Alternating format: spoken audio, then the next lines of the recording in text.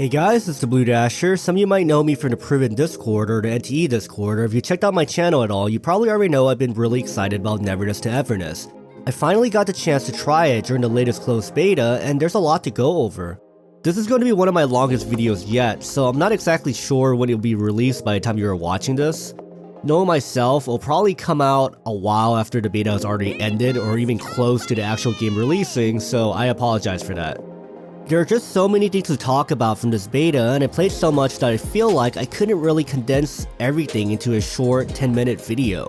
I really want to cover the game in detail because it might be one of the more genuinely enjoyable gacha experiences I had since Limit's company, even though the two games are very different. In this video, I would like to introduce the game as a whole and provide a near-complete breakdown of how I feel it functions as a game and the experience and vibe you can expect. I've always believed that a gacha game's first job is to be fun just like any other game, so I'll mostly be focusing on my personal enjoyment of the game, but of course I'll still talk about the gacha aspects as well. Neverness to Everness is an upcoming supernatural open world gacha RPG planned for release on PC, PS5, mobile, and even Mac OS. The game is sometimes confused with Ananta since both are urban style live action service games, but they're actually quite different. First, Ananta isn't even a gacha game, and second, NTE focuses more on a predominantly anime-inspired 2D aesthetic in many of its scenes and includes a lot of anime-style references throughout its world. Ananta feels more Western-inspired in its overall vibe. The combat between the two games is also very different. Ananta's combat seems closer to a slower hybrid of something like Sleeping Dogs and Spider-Man style action, while NTE is more similar to the typical action gacha combat experience seen in games like Genshin. Though of course it still has its own unique mechanics. The world of NTE also includes creatures known as anomalies, which are treated as a normal part of everyday life within the game's setting. While Ananta also features supernatural elements, it doesn't lean into it quite like NTE does, and it gives me more of a sci-fi vibe personally. So with the comparison out of the way, let's talk about what makes the game stand out and what type of experience is NTE really going for. Especially with CBT 3, the game has put a lot of effort into making the world feel alive and immersive compared to many other open world gacha games currently available. It feels like the developers are trying to give players a wide variety of things to do while placing slightly less focus on combat than many other gachas. That is not to say that combat is bad at all. In fact, those who played the previous beta, which I didn't participate in unfortunately, says it feels like night and day compared to before. Personally, from what I played in this beta, I would even say it's one of the best feeling combat I've experienced in a gacha game recently, comparable to some of my favorites like Senless Zone Zero. Most promotional material didn't even show it. Instead, the focus was on the characters, environments, and side activities, which I actually feel is the main charm attracting people to the game, especially considering the poll results on Reddit that was done a little before this CBT, showing that these elements are indeed what is drawing the most interest. Moving on from the introduction, I want to talk about the story because for me, that's one of the most important elements of a gacha game. It's usually what keeps me playing for a long time since I get invested into the world and its characters. Playing a gacha game purely for gameplay and collection reasons is just not my vibe. The world of Neverness to Everness revolves around creatures called anomalies. These anomalies are a normal part of everyday life, although some can be dangerous to people, which is why organizations like the Bureau of Anomaly Control, BAC, exist to monitor and deal with them. You'll be able to choose the player character's gender, but other than that, their stories are exactly the same. Our character starts off pretty mysterious, and as you might expect, like 90% of protagonists in gachas, they also have amnesia. In our case, it was caused by an anomaly during the opening cutscene of the game, and we're apparently from a place called Broad Island, which does not seem to have the best reputation. Shortly after, we are shipped off in a car with a rapping anomaly, and don't worry, this won't be the last wacky thing in the game. It's full of them, and personally, it's actually one of my favorite parts of the game. Then we're tossed out. We more or less end up being forced to work for the BAC since we are an amnesiac in a completely unknown place. One of the first playable characters we meet and interact with fully is Mint, who I think does a great job of setting the story's tone. NTE isn't trying to be a very serious game for most of its runtime, it's just a lot of fun and more on the lighthearted side. The characters in the game, like Mint, are highly exaggerated and have very quirky personalities. This game feels like a supernatural slice of life anime with a mix of action and mystery along the way. I believe it has a clearer sense of identity compared to some other gachas that start off trying to be very serious but then gradually shift into a more casual style story. which can end up feeling a bit wishy-washy. NTE really embraces this animated presentation. For example, Mrs. personality comes across just through the animation in her introduction, and I really like how the 2D anime style assets are mixed into the scene. In a lot of ways, I think it has a style that many ZZC fans might like, which is another gacha I quite like the vibe of. But I think this game has an even greater integration of said 2D effects and embraces the anime style more than most gachas I've seen. Just take a look at this Mint cutscene.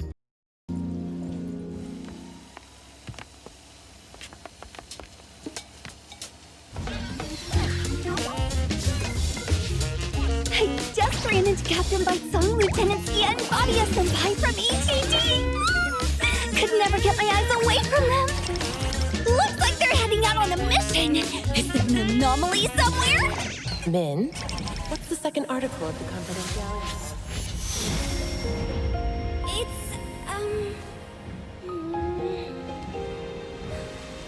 not to inquire about information unrelated to one's.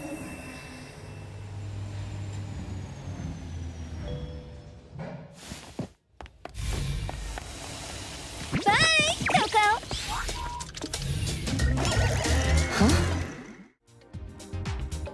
That said, it's not all just quirky fun. The anomalies themselves are visually interesting and feel strangely cool and unsettling at the same time. During her first meeting with the boss of the BAC, Alfred, an anomaly breaks out of containment and you and Mint must work together to capture it. The anomaly in question is some kind of painting frame anomaly, and to even fight it, we have to enter a literal frame, which is another visually cool effect. Honestly, most of the anomaly visuals in the game are really unique like this.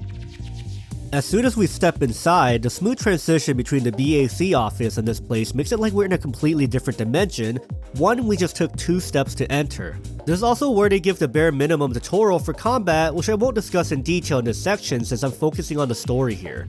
I think it does an okay job not feeling as annoying as some other tutorials and isn't too front-loaded. I just think this intro portion does a great job of showing off how cool the anomalies in the game can be, while having someone like Mint also reminding you how quirky the game is. And also shows how relationship based I believe the game will be. After we beat the anomaly by the power of being nice to it and basically become friends with Mint, we finally arrive at the city of Heterol where we'll be spending most of our time. She's supposed to take us to a place called Avon where we'll be working from now on, though work might be a strong word as you'll see later. On the way there, Mint explains a few things like what the Warhammer towers do in the city's lore. They monitor environmental data around the city to calculate the current Warhammer index, which seems to be some kind of risk rating for anomaly activity in the area. In gameplay terms, it pretty much notifies you whether there's a dangerous anomaly in the area, and also it functions as a fast travel location. During this conversation, Mint also starts to realize we're not actually from the city and almost takes pity on us, which is a pretty funny scene since she seems to think that the place we come from is so from the sticks that we wouldn't even know about these basic things. More interestingly, she casually mentions Grodd Island as a place that no one really knows how to reach and that is considered pretty scary. This continues building mystery around the protagonist's backstory, and I'm assuming it'll be a location we eventually visit. For now though, we decided to keep the fact that we're from there a secret from everyone since it doesn't seem to have the best reputation. Mint takes you for a bit of a walk and describes the area where Avon is located as not a great one. Though Mint apparently needs to go to get a spray can for someone and just runs off. That means we have to enter Avon all by ourselves. This is where we meet Adler and Takedo, some of the main ensemble cast we'll be interacting with a lot. In gacha terms, you can treat Takedo like a less prevalent Paimon, while Adler is the mature one of the group, sort of like Welt from Honkai Star Rail. Takedo is a bit of a controversial character from what I've seen, but I don't really mind him. I kind of see the whole Avon group as a weird family, which you'll understand soon, and I like most of them. At one point, some shenanigans happen and we get turned to a fly when Mint returns to her side. She messes with some anomaly house and then we have to fight a boss who is Takedo. Moments like these are pretty common in the game, which I love. It's all very silly and creative. After the Takedo fight, we finally meet the full Avon crew. Hattori is basically the head of Avon. It's not exactly the most successful operation, but she hopes to make it better, especially with us around. She's usually hungover or drunk, but she genuinely cares for everyone, kind of like a big sister. Then there's Nanali, who's obsessed with everyone being her Kalushi's family, a sort of made up mafia group she created. Sakiri is small but has a real toot, as she's probably the main bully of Takedo, and she often hangs out with Nanali and Edgar. Speaking of Edgar, he's the quiet one in the group who mostly just wants to make friends, And lastly, we have Daffodil, who seems to act as the bodyguard in the group and seems very loyal to Hattori. That was a bit of a long recap at the start of the game, but I feel like I needed to at least mention that much for people who haven't played it so they can get a sense of it. The story isn't dark and it's not the most tightly written story ever, but it has a really relaxed vibe. As I mentioned, the cast feels very close-knit, and the story just has a very nice slice-of-life feel. Every mission you go with them just makes you like them more, whether it's getting pulled into a shenanigan because Natalie has some wild idea that day, or being dragged to something completely unrelated to A-Bond. I just really enjoy the interactions between every single character. It also helps that you can meet these characters around the city and interact with them casually. It makes the city feel more alive and welcoming because everyone has their own routines and you'll catch them randomly in the overworld doing their own thing.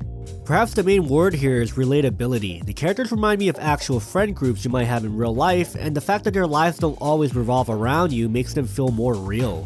At the same time, being able to run into them around the city gives a sense that they're an ongoing part of the world, a consistent presence. I've always hated it when a gacha game doesn't bring old characters back, but in a setting like Hetero, we'll probably be seeing them quite a bit. Of course, it's not all slice of life. There are some missions later in the story that have a nice emotional factor, and I genuinely enjoy those quests, like Baitongues or the band one for example. They're not the most complex story or anything, but they work just fine. It tells a simple story that I think will resonate with a lot of people as long as they're not expecting something super complex. On a character level, this is one of the best mixes of slice of life, supernatural, and comedy you'll probably find in the open world gacha market right now. It's quite similar to ZZC, at least in the early parts of it, which is where I'm currently at since I started ZZC quite late. I think a lot of ZZC fans might like this game, and I think it's a great option for if they ever wanted something with the vibe of ZZZ, but open world. There have always been open world animated live action games, but there is a recent wave of urban ones like Wang Yu, Moongaze, and Ananta, which of course is not even a gacha game, but I would say it is a competitor to NTE, and of course NTE itself is one, and likely one of the first to be released among them. So the main question is, how is the urban world in this game? I often ask this question whenever I see an open world gacha game because from my experience, whenever I play an open world game for a while, it tends to start feeling a bit empty if there isn't anything to do or discover. So far in NTE, I have to say I am impressed by the world. The environments throughout the city feels like an actual city. I didn't notice any buildings in particular that were repeated, and I was impressed by the sheer amount of places you can actually enter. The city feels like a real functional place, and there are some pretty great views across it, including beautiful rural areas that are perfect for taking photos. I really enjoy, as I mentioned earlier, being to meet characters doing their own things in the city, and sometimes even get a fully voiced cutscene from it. Of course, outside of the gacha genre, there are plenty of urban open world games, and many of them are probably even better at simulating a living city, but I do think NTE has its own little cheat code with anomalies and how they're integrated into the world. I honestly just walk from place to place in the city, and I could just get lost doing that for hours alone. Anomalies are just part of everyday life here, and you really do see them everywhere. There are phone booths that teleport you, weird creatures hanging around random shops, and of course, the many encounters you can have with them throughout the city. A lot of these encounters involve combat, but some don't involve combat at all, and every time I run into these anomalies, it's usually something pretty creative. The game never fully shifts into a super serious horror mode, but there are a lot of cool horror aesthetics that can show up during these encounters, especially in certain zones where you might notice your minimap starting to distort. And a lot of these encounters aren't marked as official quests either, which I think really encourages exploration. One of the more notable areas, for example, is the school. It's not marked as a quest or objective, and there aren't any trackers, but there are quite a few puzzles and encounters you can find there, all of which I found really interesting. Most of the quests don't even involve dialogue, which for example makes these damn mannequins a lot scarier than they should be. And from a gacha standpoint, they don't really hold your hand for these puzzles. You actually have to figure them out. That's not to say all the puzzles in the games are like this, because there are plenty of like no-brainer ones, but I'm just saying the harder non-combat activities do exist. Some of the anomaly encounters don't just stay within the city, they can actually pull you to their own entirely separate dimension, even when you're just riding your vehicle or something. If you also just want to meet these anomalies without forcing yourself to explore, some of them have a button to track them, but many of the anomalies don't stay in one place, so they might just point you towards a general area. Though in my opinion, unless you really need the drops, I would just play at my own pace and explore the city naturally to find them. It's a much more natural flow, and there's a lot of cool moments to see pop out of nowhere. All of these anomalies also have readable lore, so you can find out more about them aside from what you see in the actual gameplay. The actual exploration of the game was also an enjoyable experience for me. While I've seen some complaints about certain characters having special abilities that make their movement better in the overworld, I think more than anything, that just gives them more character. Nanali's ability to find gravity and walk on walls and other objects is just one of her quirks and is honestly very fun to use. I hope even more characters continue to have overworld effects, especially because realistically, the main means of travel that's not teleportation is still a car, and you'll have one, so I don't mind specific characters having other movement effects. I don't see it as locking movement behind a gacha or anything like that. Some characters like Mint don't have a movement effect, but you can ask people for their cars, which I think is just a lot of fun. I love features like that, especially since many people might not heavily focus on combat while exploring the open world. It's great when characters have abilities that can be used outside of battle.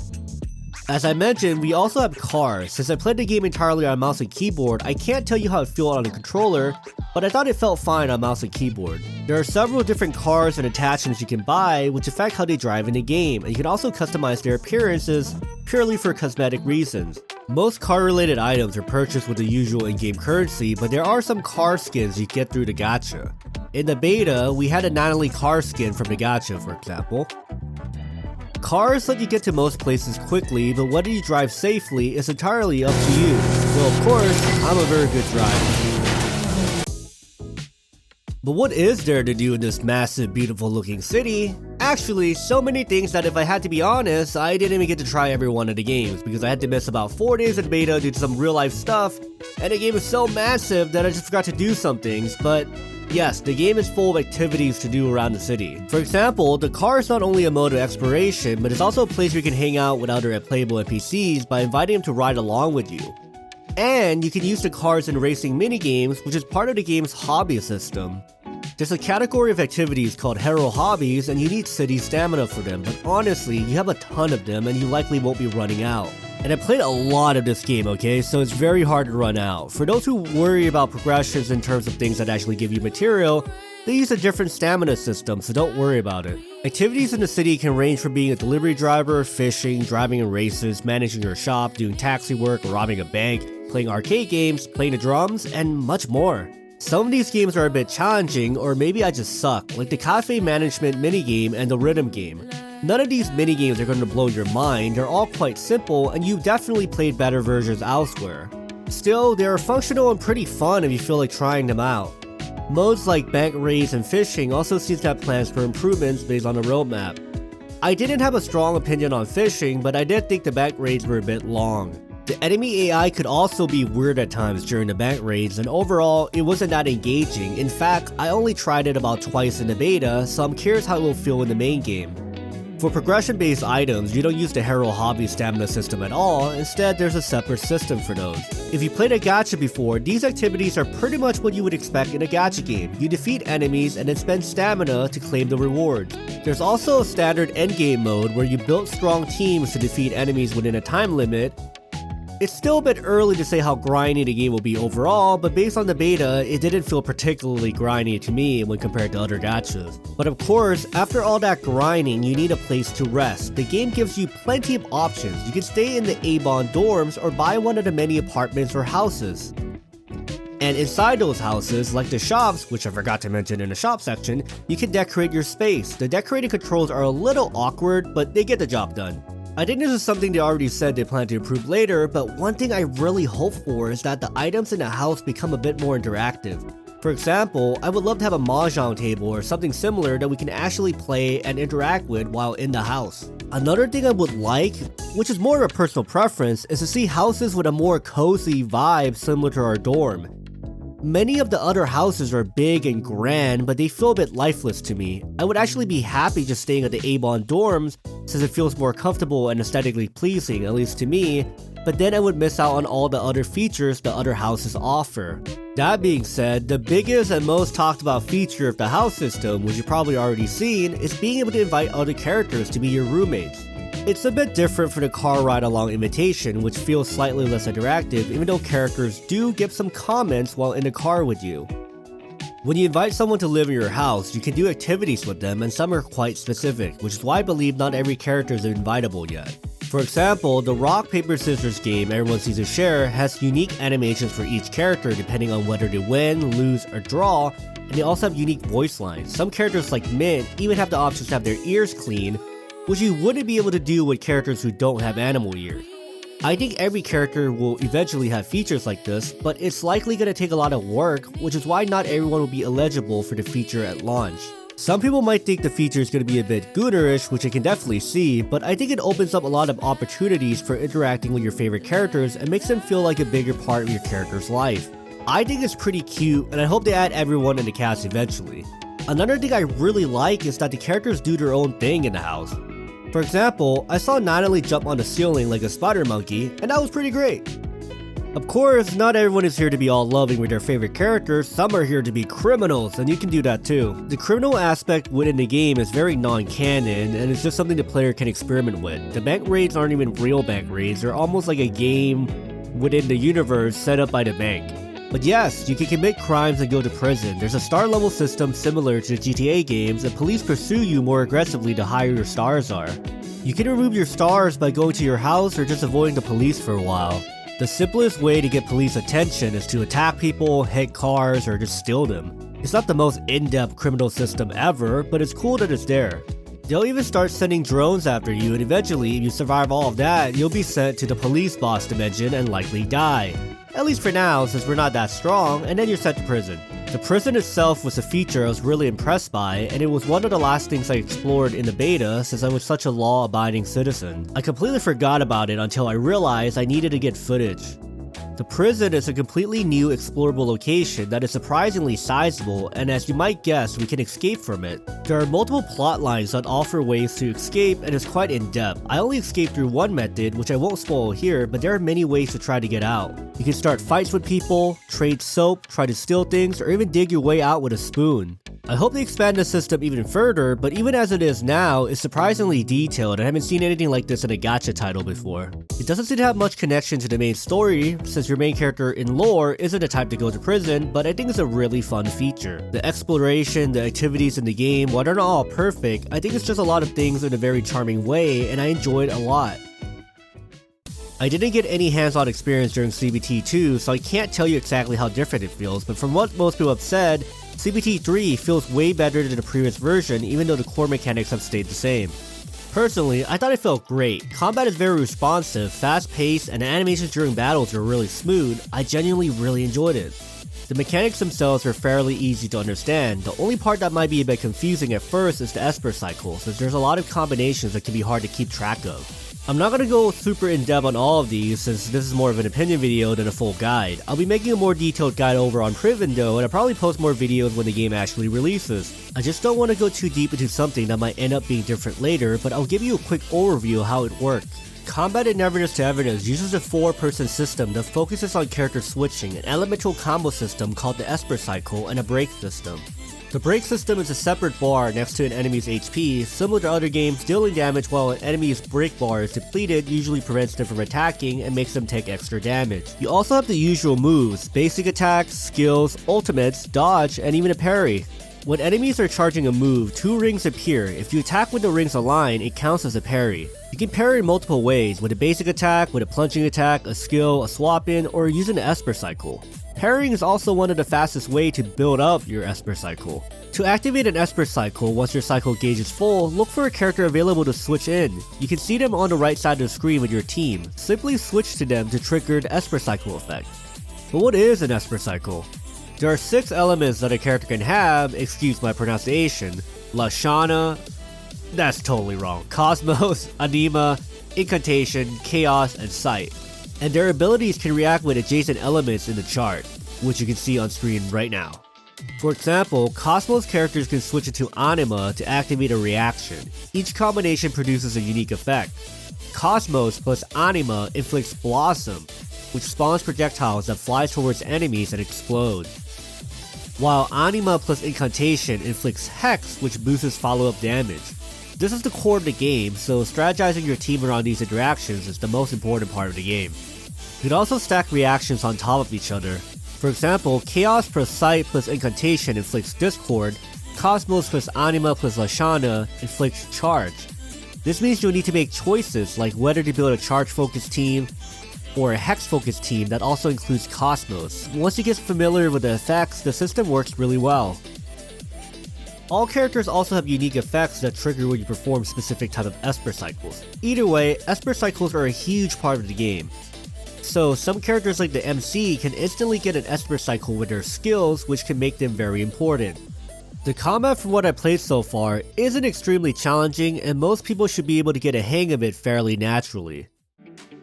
Of course, when people compare Anata and NTE, it's true that one isn't a gacha game while NTE is. That said, I think both systems have their own benefit. Gacha heavy system will usually introduce more characters over time compared to a non-gacha game.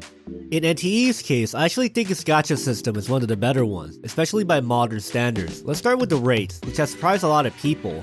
Some even think they might be a bit too good to be true, mainly because there's no 50-50. NTE has about a 0.99% chance per poll to get an S rank, and as you keep polling, your chances increases. By 70 polls, you hit soft pity, where the chances jump to about 19.59%, and at 90 polls, you're guaranteed the character. On top of that, since there's no 50-50 system, any S rank you pull will always be the feature character. Plus, you're pity carry over, so don't really need to worry about building pity per banner. This all sounds very generous, which makes people think they might give out less currency, but we can't confirm that either way. Personally, I don't see any reason for that, it would just hurt their reputation. I think they are simply focused on making a better gacha system, mainly because they plan to monetize cosmetics heavily. You can already see this just by looking at the number of alternative skins or costumes in the game. Not only already has like 5, and the game isn't even out yet. In other 3D gacha games, new costumes are not released that often. NTE seems to be leaning to a slice of life approach, and I think that's why they don't feel the need to include a 50-50 system. They expect players to spend on character outfits, and that is not even mentioning how nice the game's dupe system is. Unlike other games, which often lock the best abilities behind the final duplicate copy, in NTE you can pick them in any order. You can even turn abilities off and on and choose others instead. It's clear that they realize the target audience isn't focused entirely on combat, but more on hanging out in an urban supernatural city. I think that's a smart approach, and I hope it stays that way because it feels refreshing for a gacha game. Going back to the costumes, they're mostly very well made, and since some people don't like the base designs that much, myself included for some of them, the costumes could significantly improve a lot of them. One of my favorite details is that 2D portraits also changed to match 3D outfits. However, for those who wants to customize and mix and match clothing, that doesn't seem to be a feature yet, since outfits are fully designed sets and can't be customized. To obtain cosmetics, some are paid only, some are bought with in-game currency, and some are currently obtained through gacha. They do not affect your character's odds, so there's no need to worry about that. All the different gacha categories, such as characters versus cosmetics, run on a separate pity system, even if they are accessed from the same interface. I will link a chart on Reddit if you want a clearer breakdown. Talking about the gacha itself, one thing I haven't mentioned yet is how the whole format is set up in an interesting board game style. You roll a dice, move across the board, and get rewards depending on where you land. It's a pretty interesting system, and sometimes you can even get rolls refunded, which is a nice bonus. I think it's a good way to visualize the whole gacha loop. When you actually get a character, there are of course also summoning animations, which are great. I especially like mints. Now you'll probably notice I haven't mentioned the arcs yet, which is the weapon system in the game, and I'm very happy to say they're pretty easy to get. Some you just get from the overall bosses or from trading in the shop. More powerful arcs and likely more character specific ones are obtained through these things called tri keys, which are a currency you can use to pull on the arc gacha, which has a hard pity of 80 pulls, so it's not too hard to pull for. If you get tri keys from the shop with the currency you get from doing the gacha, it's a pretty straightforward system, and throughout the beta I never really struggled to obtain them. I'm quite satisfied with the direction monetization seems to be taking so far. Of course, it's a gacha game, so if you want to keep up with the meta, maybe it'll be a bit harder, but the game focus isn't really on that at all. Characters who are a bit weaker and low rarity like Mint are still being heavily promoted with costumes already, and the game overall just feels like they're trying to advertise a living city. I think it would be incredibly dumb for them to give out less currency in compensation for their nicer pity system and overall odds, as would just ruin goodwill, and that's why I'm genuinely pretty optimistic in this aspect, especially with what we've seen so far with the cosmetics, which is where I think they'll try to monetize more of. I'm currently working on this video pretty slowly, so I'm hoping there won't be any more news while I'm in the middle of it. A few weeks ago, Hada released a planned roadmap breakdown for NTE as it nears its release, and I thought it might be worth going over it a little bit. Especially since my review has been so positive, this also gives me a chance to point out some of the negatives and areas they could improve on. I'm not going to go over every planned change, just the ones that catches my eye. In the system and gameplay section, we of course get performance improvement claims. I didn't mention performance much in my review because honestly, I didn't have many issues likely due to my higher end spec. That said, it does feel like a strange choice not to do shader compilation before the game starts. The result was noticeable stuttering at first, which mostly went away after shaders were compiled while playing and entering new areas. However, I know that players on lower end hardware struggle more in general, so hopefully optimization continues to improve. The visual fixes are also nice, and the addition of more settings like ray tracing is appreciated. What is really cool is that they're planning to overhaul the Awakening interface. That's great because in my opinion, NTE had one of the worst Awakening or duplicate interfaces I've ever seen. It was incredibly boring and honestly makes collecting character dupes feel a bit unsatisfying once you complete them. They also mentioned improving the housing system in general with more interactive furniture, which is actually something I already mentioned in my review. Another thing they mentioned is better furniture placement and controls, and I think that's a great change because it felt surprisingly clunky to use currently as of the third beta. Apparently character bonds will also have new voice lines and animations now, which is great because I did feel like earlier bond levels events didn't feel very important since there was no voice acting and everything played out in a very standard way. Hetero hobby races are getting expanded with AI opponents, and we're also getting more ride-along companions, which is always cool. There are a bunch of other hetero hobby activity improvements in general. In the open world experience section of the roadmap, there honestly weren't too many changes I was personally interested in. However, I did find it interesting that only Chiss is mentioned as being invitable. I'm assuming they meant at launch, but I'm hoping everyone will be invitable eventually, not just a select few characters. Otherwise, it would end up making some characters feel less important or like less care was put into them, which is already a concern some people have with characters like Skia and some of the male characters in general. They also mentioned the Pink Paw heist, which you can now do with friends and in a shorter format. I think these are good changes because I personally didn't enjoy the current version of the heist and found it kinda boring. So doing it with a friend should add some more excitement to it, and also, it just being shorter. In the character combat and story section, they're adding Aurelia, who's an NPC for a quest in the beta, though her name was different. It was listed as Misuki in the beta. This might be her stage name or something since she is musically related. I won't spoil too much about that quest in particular, but I don't think it's too big of a spoiler in general. This is a bit interesting because I wasn't sure if she was going to be playable. She didn't really come off as the most unique looking character to me, so I'm hoping she gets a bit of a design improvement and that her kit turns out cool. They also mentioned changes to hair, facial models, base character animations, combat animations, and lip syncing, so we'll see what they do there. I personally think one of the biggest flaws in the beta was that the character designs weren't very distinctive or well thought out. The new characters revealed in the Co-X trailer a few months ago did have better designs, so that makes me more optimistic, but I hope older characters get more drip soon, and on lip syncing, character mount movements can definitely be off at times during the beta, so it's good that they addressed that. I'm also excited for the open world interactions they keep advertising since that's one of my favorite parts of the games in general. That's pretty much it for the roadmap. I'm pretty hyped for all the changes and I think it's time to wrap up my thoughts. My current thoughts are that I'm ready to play it. I've fallen a bit in love with the supernatural world they created and I'll likely stick with the game for quite a while, especially since I've joined the team at Prydwen to bring you guys reviews and guides. I can't wait to get back to the community regardless of what you think about Prydwen's accuracy. We always have a different team per game and I'm going to try my best. NTE, of course, isn't a game without flaws. I think its interactivity still isn't on the level of a good AAA open world game, but it's getting there. I also think the charm of the game is really nice. I love how animated everything is and just a lot of fun to play. You'll never play this and think about depth or complexity, but it's just genuinely fun. All I can hope for is more interesting and more unique characters. I think Hada should remember they don't need to chase Hoyoverse style designs or overmarket characters. They should focus on making designs that actually match each character's motif. I also hope for more open world interactions, which they already seem to be working on, so that's encouraging. I don't even know what else to say because this has been a very positive review and I know that won't be the case for everyone, but it's my honest opinion. I'm hyped for NTE as a game, not just as a gacha game. It's one of my most anticipated games this year and I just can't wait to play it. Of course, I would also love to hear your guys' thoughts on the beta and the game as a whole, both good and bad. Anyways guys, this video probably came out pretty late, as I've been extremely busy working on my personal projects like Goodbye Page, an indie game I made with a friend that is currently up on Steam already for wishlist. I'll also link it in the description. Hopefully you guys enjoyed the video, even though I uploaded a bit later than I planned, and I can't wait to play NTE with all of you guys, and we'll probably be talking again pretty soon as NTE will be coming out this month, as I recorded this insanely late.